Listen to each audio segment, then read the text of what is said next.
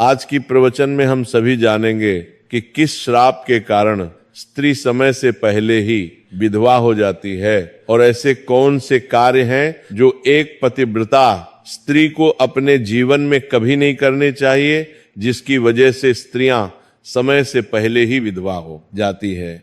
सभी माताओं बहनों से विनम्र निवेदन है कि इस पवित्र कथा को पूरा अवश्य सुने और अपने जीवन में इसके संदेश को अपनाएं। चलिए आपका ज्यादा समय न लेते हुए इस ज्ञानवर्धक कथा को प्रारंभ करते हैं। एक बार की बात है जब भगवान विष्णु के सबसे बड़े भक्त और त्रिलोक में विचरण करने वाले देव ऋषि नारद मुनि जब अपनी वीणा हाथ में लिए हुए आकाश मार्ग से विचरण कर रहे थे, तब उन्होंने आकाश मार्ग से खड़े होकर धरती लोक की ओर दृष्टि डाली। उन्होंने देखा कि धरती लोक में एक सुंदर बगीचे में कुछ स्त्रियां फूल तोड़ रही थी। वे सभी स्त्रियां देखने में लगभग एक ही उम्र की प्रतीत हो रही थीं। उनके चेहरे पर युवा अवस्था के लक्षण स्पष्ट थे, परंतु देवर्षि नारद ने जब गौर से देखा तो उन्हें एक विचित्र बात दिखाई दी। उसमें से एक औरत के माथे पर सिंदूर नहीं था। वह साफ सफेद वस्त्र धारण किए हुए थी और विधवा हो चुकी थी। वह औरत बहुत उदास दिख रही थी और अपना दुखी जीवन व्यतीत कर रही थी। उसके चेहरे पर गहरी पीड़ा और वेदना के भाव थे। वहीं दूसरी ओर बाकी उसी उम्र की सभी औरतें अपने माथे पर सुहाग की सजावट धारण किए हुए थीं। उनके माथे पर सिंदूर, गले में मंगलसूत्र और हाथों में चूड़ियां शोभायमान थीं। वे सब अपने अपने पतियों के साथ सुख शांति से अपना जीवन व्यतीत कर रही थी। उनके चेहरे पर प्रसन्नता और संतोष के भाव स्पष्ट थे। ये अद्भुत और विचित्र दृश्य देखकर देवर्षि नारद के मन में कई प्रश्न उठने लगे। उन्होंने सोचा कि यह सभी स्त्रियां लगभग एक ही आयु की हैं, एक ही समय में विवाह हुए होंगे, फिर एक विधवा क्यों होगा, ये और बाकी सुहागिन क्यों हैं?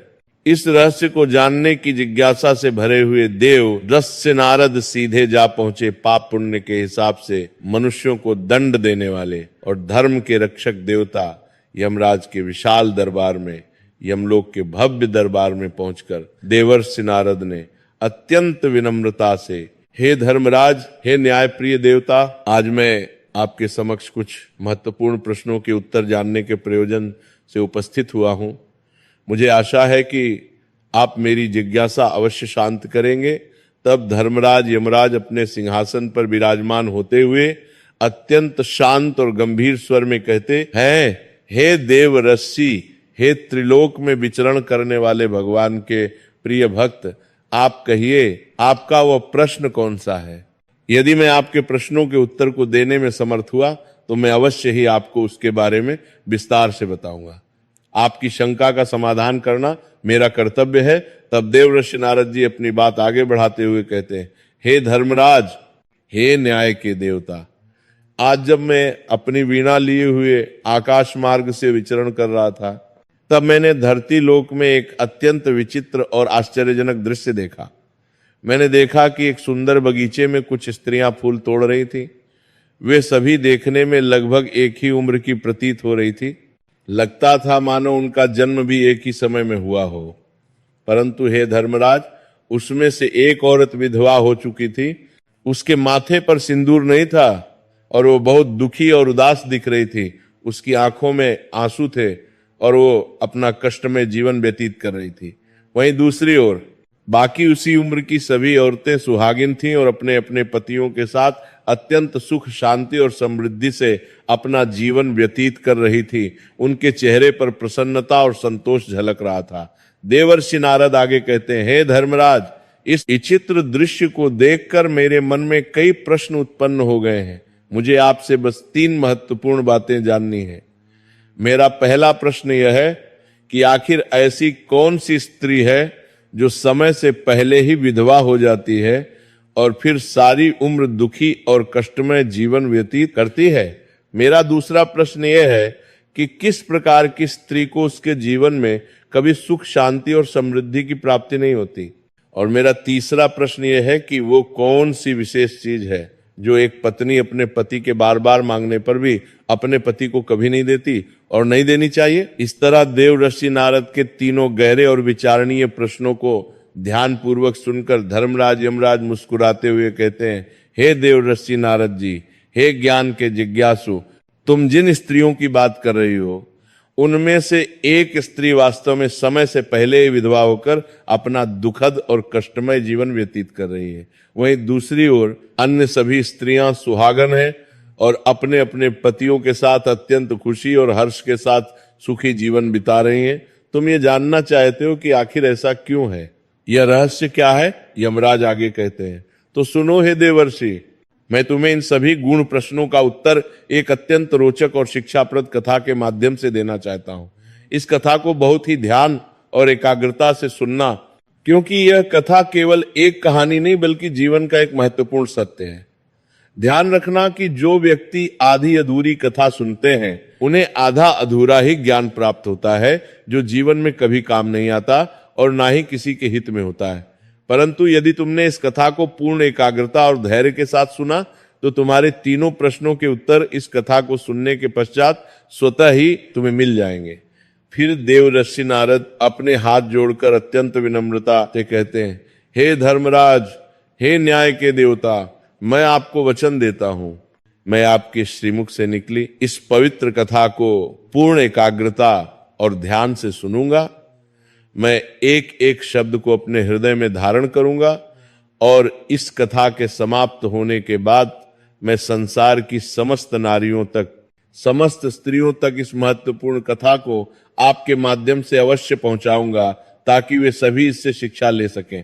देवर्षि नारद की यह दृढ़ संकल्प भरी बात सुनकर यमराज संतुष्ट होते हुए कहते हैं, हे देवर्षि नारद, हे भगवान के प्रिय भक्त, सबसे पहले मैं तुम्हें उस पतिव्रता स्त्री की विस्तृत कहानी सुनाना चाहता हूं जो सुहागन बनकर अत्यंत सुखी जीवन जी रही है। और हे देवर्षि, जिस सुहागन स्त्री की तुम बात कर रही हो वह स्त्री और कोई नहीं बल्कि कौशल देश के महाराज के एक साधारण नौकर की धर्मपत्नी है। वह नौकर यद्यपि गरीब था परंतु उसका हृदय बहुत विशाल और पवित्र था। वह स्त्री जिस नौकर की पत्नी है उस नौकर को अपनी पत्नी पर पूरा और अटूट विश्वास है। वह हमेशा कहता रहता है कि मेरी पत्नी एक सच्ची चरित्रवान, पवित्र और पतिव्रता स्त्री है। वह नौकर अपनी पत्नी की प्रशंसा नगर में हर किसी से किया करता है और अपने सभी साथियों से, अपने मित्रों से गर्व के साथ अपनी पत्नी के गुणगान किया करता है। फिर धर्मराज आगे की कथा सुनाते हुए कहते हैं, हे देवजस्सी नारद जी, धीरे धीरे उस नौकर की पतिव्रता पत्नी की चर्चा और प्रशंसा समस्त नगर में होने लगी। लोग आपस में कहने लगे कि कौशल नरेश के नौकर की पत्नी बहुत ही सती, सावित्री और पतिव्रता स्त्री है। धीरे धीरे ये बात फैलते फैलते हुए राजा के विशाल दरबार में भी जा पहुंची। जब राजा ने अपने दरबार में ये बात सुनी तो उन्हें भी जिज्ञासा हुई। राजा ने तुरंत अपने उस नौकर को अपने दरबार में बुलवाया। जब वो नौकर राजा के सामने उपस्थित हुआ तो राजा ने उस नौकर से गंभीरता से पूछा, हे नौकर, मैंने सुना है कि तुम हर किसी से, नगर के हर व्यक्ति से ये कहते फिरते हो कि तुम्हारी पत्नी एक चरित्रवान, पवित्र और पतिव्रता स्त्री है। क्या वास्तव में, सच में तुम्हारी पत्नी एक चरित्रवान और पतिव्रता स्त्री है? और क्या तुमको पूरा विश्वास है, पूर्ण आस्था है कि तुम्हारी पत्नी एक पवित्र स्त्री है और तुम्हारे अलावा किसी भी पराये मर्द को, किसी अन्य पुरुष को आंख उठाकर भी नहीं देखती? क्या इस बात का, इस दावे का कोई प्रमाण, कोई सबूत तुम्हारे पास है? राजा की इस गंभीर बात को सुनकर नौकर ने अत्यंत दृढ़ता और विश्वास से भरे स्वर में कहा, हे महाराज, हे कौशल नरेश, मुझे अपनी धर्मपत्नी पर पूरा और अटूट विश्वास है। मुझे पूर्ण आस्था है कि वह एक सच्ची पतिव्रता स्त्री है। मेरी पत्नी अत्यंत पवित्र और संस्कारी है। मेरे अलावा वह किसी भी पराये मर्द को, किसी अन्य पुरुष को नहीं देखती और ना ही उनसे बात करती है।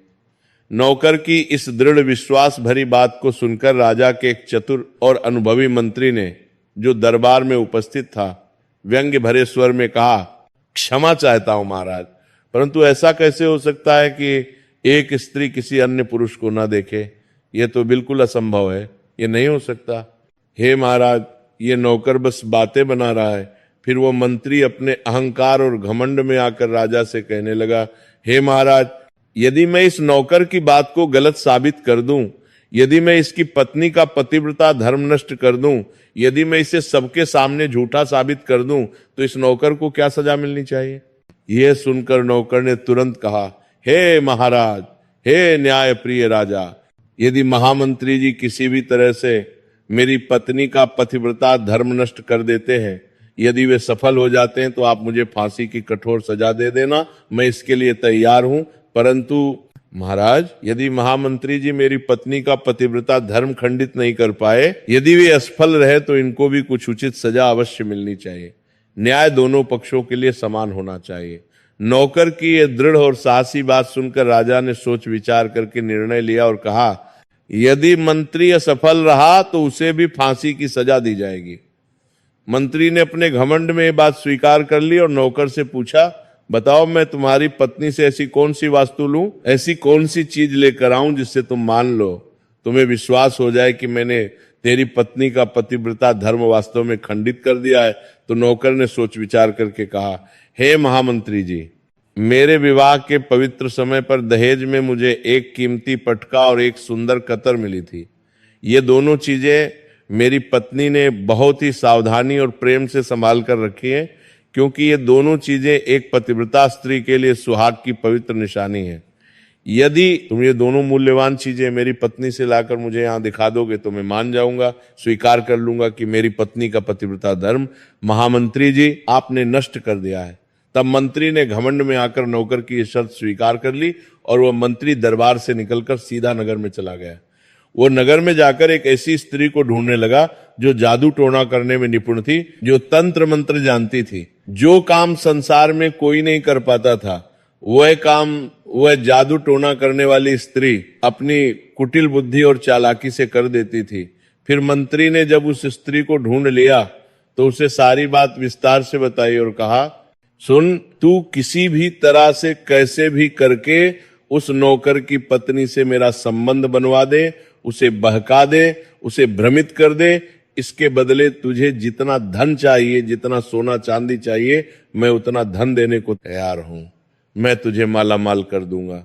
इस तरह मंत्री की बात सुनकर वह चालाक स्त्री सोच में पड़ गई और कहने लगी, हे मंत्री जी, आपको कहने में बहुत आसान लगता होगा, किंतु वास्तविकता में ऐसा कुछ भी नहीं है। यह बहुत कठिन कार्य है।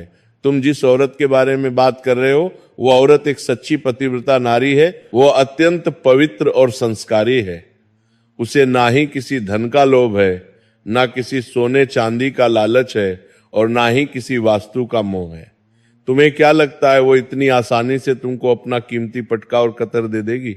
फिर वह चतुर स्त्री आगे कहती है, हे महामंत्री, यदि मैं ऐसा करने की कोशिश करूंगी तो वो तेरी शिकायत राजा से करेगी और नगरवासी तेरी खाल उतार लेंगे, तुझे जीवित नहीं छोड़ेंगे, लोग तुझे पत्थर मार मार कर मार डालेंगे।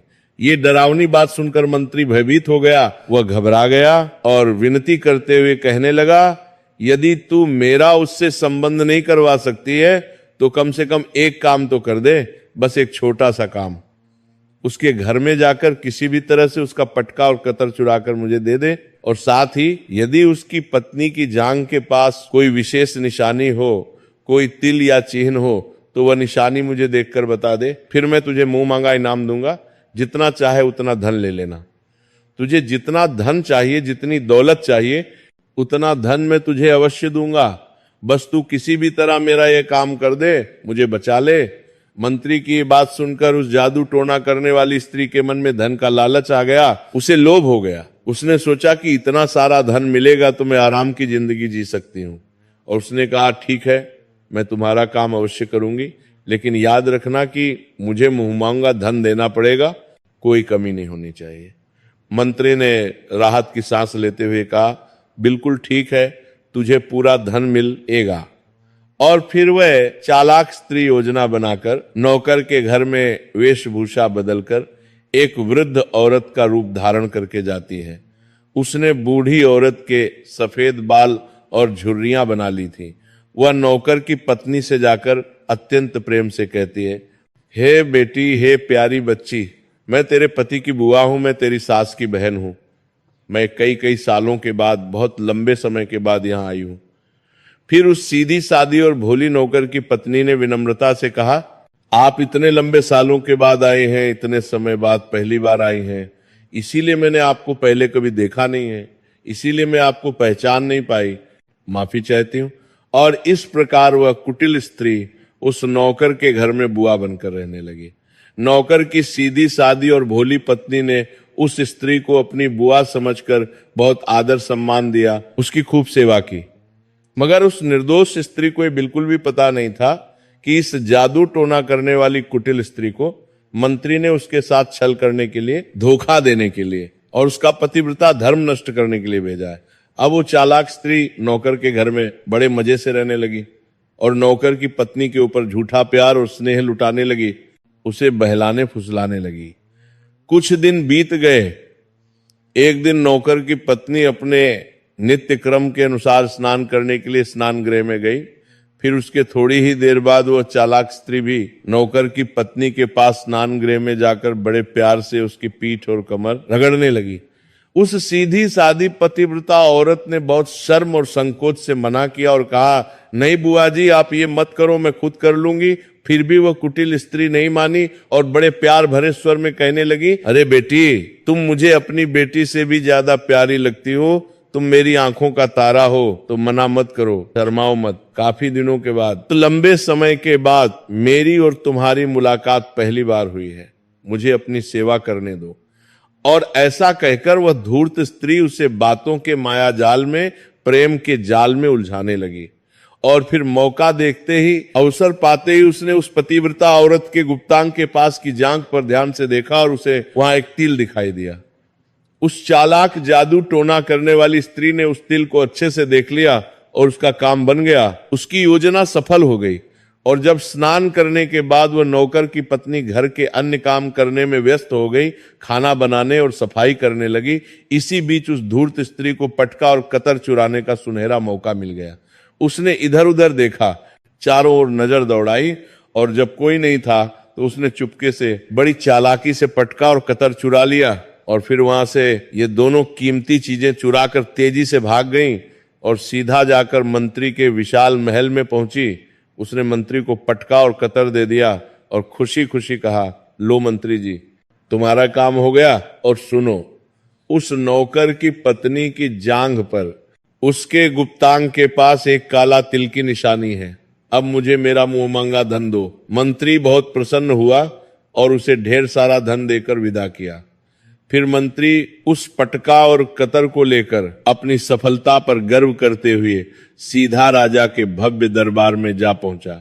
वहां पहुंचकर उसने राजा से घमंड भरे स्वर में कहा, हे महाराज, हे कौशल नरेश, मैं नौकर की पत्नी के साथ 2 दिन रहकर आया हूं और ये देखिए, ये पटका और कतर उसी ने प्रेमवश मुझे दिया है, उसने अपनी मर्जी से मुझे ये दे दिया। इस तरह मंत्री की ये चौंकाने वाली बात सुनकर राजा ने तुरंत अगले दिन पूर्ण दरबार लगाया। सभी मंत्रियों और दरबारियों को बुलाया और फिर राजा ने उस नौकर को भी दरबार में बुलवाया। फिर मंत्री ने पूरे भरे दरबार में सबके सामने पटका और कतर नौकर को दिखाते हुए व्यंग्य से कहा, देखो नौकर, यह है तुम्हारी पतिव्रता पत्नी की निशानी। महाराज, मैंने इस नौकर की शर्त पूरी कर दी। और फिर उसने भरे दरबार में ये भी घोषणा की, और हे महाराज, नौकर की पत्नी की बाईं जांघ पर एक काला तिल भी है जो मैंने अपनी आंखों से देखा है। ये सब सुनकर नौकर का दिल टूट गया, उसे बहुत गहरा धक्का लगा। वो मान गया, उसे विश्वास हो गया कि वास्तव में आज मेरी पत्नी ने अपना पतिव्रता धर्म पूरी तरह से नष्ट कर लिया है, भ्रष्ट कर दिया है। अब नौकर का अपनी प्यारी पत्नी से विश्वास पूरी तरह से उठ गया, टूट गया। राजा ने अपनी शर्त के मुताबिक न्याय करते हुए नौकर को फांसी की कठोर सजा सुनाई और 15 दिन बाद फांसी देने का आदेश जारी किया। राजा ने कहा, नौकर को ठीक 15 दिन के बाद फांसी के फंदे पर चढ़ाया जाएगा। अब नौकर की मृत्यु के दिन धीरे धीरे समीप आने लगे। हर दिन गुजरता गया और फांसी का दिन नजदीक आता गया। अंततः वह भयानक दिन आ ही गया जिस दिन उसे फांसी देना था। जब उस निर्दोष नौकर को फांसी के फंदे के पास लाया गया, जल्लाद तैयार खड़े थे, तो परंपरा के अनुसार उस नौकर से उसकी अंतिम इच्छा पूछी गई।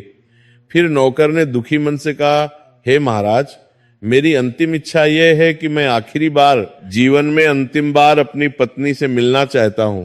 मैं उससे पूछना चाहता हूं कि उसने ऐसा क्यों किया। और इस तरह राजा ने दयालु होकर नौकर को आज्ञा दी, ठीक है, तुम अपनी पत्नी से अंतिम बार मिल सकते हो, तुम्हें कुछ घंटे का समय दिया जाता है। फिर नौकर कुछ घंटों की इजाजत लेकर अपने छोटे से घर गया। वहां पहुंचकर वो अपनी पत्नी से क्रोध और दुहक भरे स्वर में कहने लगा, तुमने मेरे साथ बहुत बड़ा विश्वासघात किया है, धोखा किया है, छल किया है। मैंने तुम पर इतना विश्वास करके, तुम्हारे प्रेम पर भरोसा करके राजा के सामने मंत्री ऐसी बड़ी शर्त लगाई थी। मैंने राजा के दरबार में गर्व से घोषणा की थी कि मेरी पत्नी एक सच्ची चरित्रवान और पतिव्रता स्त्री है और उसके पतिव्रता धर्म को कोई भी नष्ट नहीं कर सकता। यदि कोई उसका पतिव्रता धर्म नष्ट कर देगा तो मुझे फांसी लगा देना। और देखो, तुमने मेरे विश्वास को तोड़ दिया, तुमने अपना पतिव्रता धर्म नष्ट कर दिया। अब मुझे कुछ ही घंटों में फांसी दे दी जाएगी, मेरी मृत्यु निश्चित है। तुमने मेरे साथ विश्वासघात किया है, धोखा दिया है। मैंने तुम पर इतना भरोसा करके तुम्हें घर पर अकेला छोड़कर गया था और तुमने ये कर दिया। नौकर की ये दुखभरी और क्रोधित बात सुनकर उसकी पतिव्रता पत्नी बहुत हैरान हुई, उसे कुछ समझ नहीं आया। फिर उसने अपने पति को पूरी सच्चाई बताई। उसने उस चालाक स्त्री की बात बताई जो उसके पति की बुआ बनकर उसके घर पर आई थी।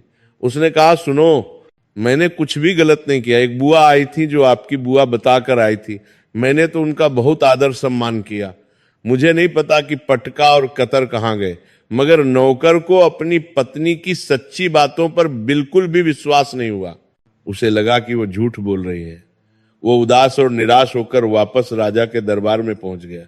फिर किसी कारणवश राजा ने उस नौकर की फांसी की सजा कुछ और दिनों के लिए टाल दी, स्थगित कर दी और उसे राज्य की कैद में डलवा दिया। अब नौकर की पतिव्रता पत्नी ने सोचा कि मुझे अपने निर्दोष पति को बचाना होगा, उसे न्याय दिलाना होगा। उसने एक योजना बनाई। वो राज दरबार में एक गणिका, एक नाचने गाने वाली सुंदर औरत की आकर्षक वेशभूषा धारण करके पहुंच गई। उसने सुंदर वस्त्र और आभूषण पहने थे। उसने राजा से अत्यंत विनम्रता से उनके सम्मुख अपना नृत्य दिखाने की आज्ञा मांगी। राजा ने उस स्त्री की अद्भुत सुंदरता देखकर, उसके मधुर स्वर को सुनकर नाचने की आज्ञा दे दी। फिर महल के नौकरों ने उसके नृत्य के लिए दरबार में सभी व्यवस्था की। संगीतकार बैठ गए, ढोलक और तबला बजने लगा।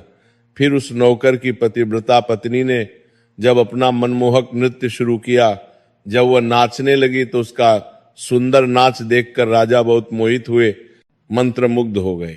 उसकी हर अदा, हर मुद्रा इतनी सुंदर थी कि पूरा दरबार मंत्रमुग्ध हो गया।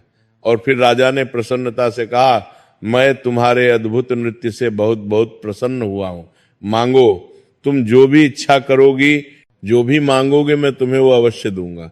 फिर उस चतुर नौकर की पत्नी ने गंभीर स्वर में कहा, हे महाराज, आपकी इस पवित्र सभा में एक चोर है, एक अपराधी है जिसने मेरी बहुत कीमती सोने की अंगूठी चुराई है। मैं चाहती हूं कि उसे फांसी की सजा दे दीजिए। ये अजीब बात सुनकर राजा चौंक गए और कहा, ठीक है, लेकिन बताओ मेरे दरबार में तुम्हारा वह चोर कौन है? मैं उसको अवश्य फांसी की सजा दूंगा। और फिर उस नौकर की पतिव्रता स्त्री ने निडरता से कहा, हे महाराज, और कोई नहीं, आपके ही महामंत्री ने मेरी कीमती अंगूठी चुराई है। आप इनको न्याय के अनुसार फांसी की सजा दें। जैसे ही मंत्री ने सुना कि यह स्त्री उसे चोर बता रही है तो वो घबरा गया और तुरंत ऊंचे स्वर में कहने लगा, हे महाराज, मैं भगवान की शपथ खाकर कहता हूं कि मैंने इसकी कोई अंगूठी नहीं चुराई है और मैंने इस स्त्री को आज तक कभी देखा भी नहीं है, तो मैं इसकी अंगूठी कैसे चोरी कर सकता हूं? मैंने आज तक इसकी शक्ल तक नहीं देखी है, आज पहली बार मैं इसे देख रहा हूं।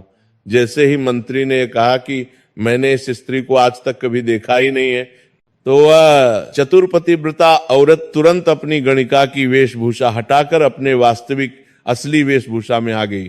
पूरा दरबार हैरान रह गया। और फिर वह कहने लगी, हे महाराज, हे न्यायप्रिय राजा, इस झूठे मंत्री ने अभी अभी कहा कि उसने मुझे पहले कभी देखा ही नहीं है। तो फिर आप इससे ये पूछिए कि ये पटका और कतर ये कहां से लाया है, कैसे लाया है? और मैं उसी साधारण नौकर की धर्म पत्नी हूं जो आपके यहां पर निष्ठा से नौकरी करता है और जिसे आप बिना किसी अपराध के फांसी पर चढ़ाने वाले हैं जो निर्दोष है। इसीलिए मुझे यहाँ इस गणिका की वेशभूषा में, इस रूप में आपके दरबार में आना पड़ा ताकि मैं सच्चाई सामने ला सकूं। उस पतिव्रता स्त्री ने आगे कहा, हे महाराज, अब मैं आपको इस कुटिल मंत्री की पूरी सच्चाई, पूरा षड्यंत्र सुनाती हूं। ये जो आपका विश्वासघाती मंत्री है, इसने मेरे घर में एक जादू टोना करने वाली चालाक स्त्री को भेजा था। उस स्त्री को मेरे पति की बुआ बनाकर, नकली बुआ बनाकर मेरे पास भेजा गया था। मैंने तो उसे सच में अपनी बुआ समझकर बहुत आदर सम्मान दिया, उसकी सेवा की, और उस धूर्त स्त्री ने मेरे साथ धोखे से, छल से मेरी जांघ के तिल का पता लगाया, मुझे धोखा दिया, और उसी कुटिल स्त्री ने ये पटका और कतर चुराकर इस मंत्री को दे दिया। और हे महाराज, आपके इस मंत्री ने उस स्त्री को इसके बदले बहुत सारा धन, बहुत सारी दौलत दी है, और मेरे साथ, मेरे निर्दोष पति के साथ यही बड़ा छल, यही षड्यंत्र हुआ है महाराज। और मैं आज भी एक सच्ची पतिव्रता हूं, मेरा चरित्र पवित्र है। उस स्त्री की सच्ची बात को सुनकर राजा को सब कुछ समझ आ गया। राजा ने तुरंत उस जादू टोना करने वाली स्त्री को बुलवाया, और फिर उस स्त्री ने राजा के डर से, राजदंड के भय से घबराकर मंत्री की सारी सच्चाई, पूरा षड्यंत्र राजा को बता दिया। सच्चाई जानकर राजा को बहुत क्रोध आया। राजा ने तुरंत न्याय करते हुए उस निर्दोष नौकर को अपनी कैद से रिहा कर दिया, मुक्त कर दिया, और उसकी जगह उस कपटी विश्वासघाती मंत्री को फांसी पर चढ़ा दिया। न्याय की जीत हुई। और इस प्रकार कथा को आगे बताते हुए यमराज कहते हैं, हे दे वर्ष नारद, इस तरह उस नौकर की पतिव्रता स्त्री ने अंत में राजा से कहा, हे महाराज, मैं अपने पति से बहुत गहरा प्रेम करती हूं। मैं एक सच्ची चरित्रवान स्त्री हूं, और मैं अपने जीवन में कभी भी अपने मुंह से अपने पति का नाम तक नहीं लेती हूं। यही मेरे पतिव्रता धर्म का रहस्य है। इस प्रकार यमराज कहते हैं, हे देव ऋषि, ये पूरी कथा समाप्त हो गई। अब तुम अपने तीनों महत्वपूर्ण प्रश्नों के उत्तर बहुत ध्यान से सुनो। यमराज आगे समझाते हैं, तुम्हारा पहला प्रश्न था कि कौन सी स्त्री समय से पहले विधवा हो जाती है और दुखी जीवन जीती है। तो सुनो, जो स्त्रियां अपने मुंह से अपने पति का नाम लेती हैं, जो हमेशा अपने पति को नाम से ही पुकारती और बुलाती हैं, वे स्त्रियां समय से पहले ही विधवा हो जाती हैं और बिना पति के अत्यंत दुखी जीवन व्यतीत करती हैं। क्योंकि यदि कोई स्त्री अपने पति का नाम अपने मुंह से लेती है तो पति की उम्र धीरे धीरे कम होती चली जाती है, उनकी आयु घटने लगती है, और समय से पहले ही उस स्त्री के पति की असमय मृत्यु हो जाती है, और फिर स्त्री समय से पहले ही विधवा होकर एक दुखी और कष्टमय जीवन जीने को मजबूर हो जाती है। बस यही कारण है कि तुम जिन स्त्रियों की बातें कर रही थी, उनमें से एक विधवा इसी कारण से, इसी वजह से हुई है। और उनमें से एक वह नौकर की पत्नी थी जो एक सच्ची पतिव्रता स्त्री थी। यह स्त्री कभी भी अपने पति का नाम मुंह से नहीं लेती थी, उसे सम्मान देती थी, जिसके कारण वह आज भी सुहागन है और सुखी तथा समृद्ध जीवन व्यतीत कर रही है। और वह दूसरी स्त्री जो समय से पहले विधवा होकर दुखी जीवन जी रही है, वह हमेशा अपने पति को उसके नाम से बेपरवाही से बुलाती रहती थी, जिसके कारण उसके पति की उम्र कम होती चली गई और फिर उसके पति की मृत्यु समय से बहुत पहले ही हो गई। आज वह औरत अकेली और दुखी जीवन जी रही है। इसलिए किसी भी स्त्री को, किसी भी पत्नी को अपने पति का नाम अपने मुंह से कभी नहीं लेना चाहिए। यह बहुत महत्वपूर्ण नियम है। यमराज आगे कहते हैं, और तुम्हारा दूसरा प्रश्न था कि कौन सी स्त्री को जीवन में कभी सुख शांति नहीं मिलता है, वह पति के होते हुए भी सदा दुखी जीवन जीती है। तो समझ लो, जो स्त्रियां अपने पति की बिना अनुमति लिए, बिना इजाजत लिए कहीं भी चल देती हैं, जहां चाहे चली जाती हैं, वे कभी सुखी जीवन नहीं जी पाती हैं। ऐसी स्त्रियां जीवन भर दुखी ही रहती हैं, उन्हें कभी शांति नहीं मिलती और उन्हें पति का सच्चा प्रेम और आशीर्वाद कभी नहीं मिलता। और तुम्हारा तीसरा महत्वपूर्ण प्रश्न था कि ऐसी कौन सी चीज है जो एक पत्नी अपने पति को मांगने से भी नहीं देती है। तो समझ लो, वो चीज गाली है, अपशब्द है, जो एक संस्कारी, सभ्य और चरित्रवान स्त्री कभी भी अपने पति को नहीं देती है। पति कितना भी क्रोधित हो जाए, कैसी भी परिस्थिति हो, एक सच्ची पतिव्रता स्त्री अपने पति को गाली नहीं देती। और जो स्त्रियां अपने पति को गाली देती हैं, अपशब्द कहती हैं, वह स्त्री कभी चरित्रवान नहीं होती है। ऐसी स्त्रियां जीवन भर दुखी और अशांत रहती हैं। उनके जीवन में कभी सच्चा सुख नहीं आता, कभी शांति नहीं मिलती, और समय से पहले ही ऐसी स्त्रियां विधवा हो जाती हैं, क्योंकि उनके अपशब्दों से पति की आयु कम हो जाती है। और इस प्रकार धर्मराज यमराज की ज्ञानवर्धक कथा सुनने के बाद देवर्षि नारद अपने तीनों प्रश्नों का संतोषजनक उत्तर पाकर बहुत प्रसन्न और संतुष्ट हो जाते हैं। वे अत्यंत कृतज्ञता से कहते हैं, हे धर्मराज, हे न्याय के देवता, वास्तव में जो स्त्री सच्ची चरित्रवान और पतिव्रता होती है, जो अपने पति का सम्मान करती है, वह कभी दुखी जीवन नहीं जीती है। ऐसी स्त्रियां हमेशा सुखी और समृद्ध रहती हैं। तो धर्मराज यमराज गंभीरता से समझाते हुए कहते हैं, वो बिल्कुल सही कहा तुमने हे देवर्षि। हाँ, ये सत्य है, क्योंकि ऐसे घर में जहां पतिव्रता और चरित्रवान स्त्री रहती है, वहां माता लक्ष्मी का सदा वास होता है। देवी लक्ष्मी ऐसे घरों में प्रसन्नता से निवास करती हैं, और वह घर धन दौलत समृद्धि और खुशियों से हमेशा भरा रहता है। उस घर में कभी अभाव नहीं आता, कभी दुहक नहीं आता। चरित्रवान और पतिव्रता स्त्रियां अपने घर को, अपने परिवार को स्वर्ग के समान सुंदर और शांतिमय बना देती हैं। उनके आचरण से, उनके संस्कारों से पूरा परिवार सुखी रहता है। धर्मराज यमराज आगे कहते हैं, हे देवर्षि नारद, इसीलिए संसार की सभी स्त्रियों को, सभी माताओं और बहनों को ये 3 महत्वपूर्ण बातें हमेशा याद रखनी चाहिए। पहली बात, कभी भी अपने पति का नाम मुंह से नहीं लेना चाहिए, उन्हें सम्मान से संबोधित करना चाहिए। दूसरी बात, पति की अनुमति के बिना कहीं नहीं जाना चाहिए, उनकी इजाजत लेनी चाहिए। और तीसरी बात, कभी भी अपने पति को गाली या अपशब्द नहीं कहने चाहिए, हमेशा मधुर और सम्मानजनक शब्दों का प्रयोग करना चाहिए। यही एक पतिव्रता स्त्री के लक्षण है, और यही सुखी वैवाहिक जीवन का रहस्य है। देवर्षि नारद अत्यंत प्रसन्न होकर कहते हैं, हे धर्मराज, आपने मुझे बहुत ही महत्वपूर्ण ज्ञान दिया है। मैं अब इस पवित्र कथा को समस्त लोकों में, धरती के कोने कोने में फैलाऊंगा, ताकि सभी स्त्रियां इससे शिक्षा ले सकें और अपने जीवन को सुखमय बना सकें। यह कथा निश्चित रूप से अनगिनत स्त्रियों के जीवन में सकारात्मक परिवर्तन लाएगी। यमराज जी आशीर्वाद देते हुए कहते हैं, जाओ हे देवर्षि, जाओ और इस पवित्र संदेश को सभी तक पहुंचाओ। यह तुम्हारा धर्म है, यह तुम्हारा कर्तव्य है। जो स्त्रियां इस कथा को सुनेंगी और इसके उपदेशों का पालन करेंगी, वे सदा सुहागन रहेंगी और उनका जीवन सुख, शांति और समृद्धि से भरा रहेगा। देवर्षि नारद धर्मराज यमराज को प्रणाम करते हैं और अपनी वीणा लेकर यमलोक से प्रस्थान करते हैं। वे त्रिलोक में विचरण करते हुए इस महत्वपूर्ण कथा को सभी तक पहुंचाते हैं। इस प्रकार यह पवित्र कथा समाप्त होती है, जो हमें सिखाती है कि एक पतिव्रता स्त्री के 3 मुख्य गुण होते हैं। पति का नाम न लेना, पति की अनुमति से ही कहीं जाना, और पति को कभी अपशब्द न कहना।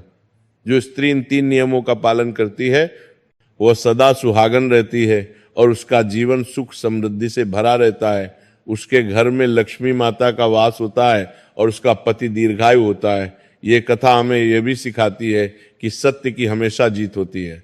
चाहे कितना भी बड़ा षड्यंत्र हो, कितनी भी बड़ी चालाकी हो, अंत में सत्य और पवित्रता की ही विजय होती है।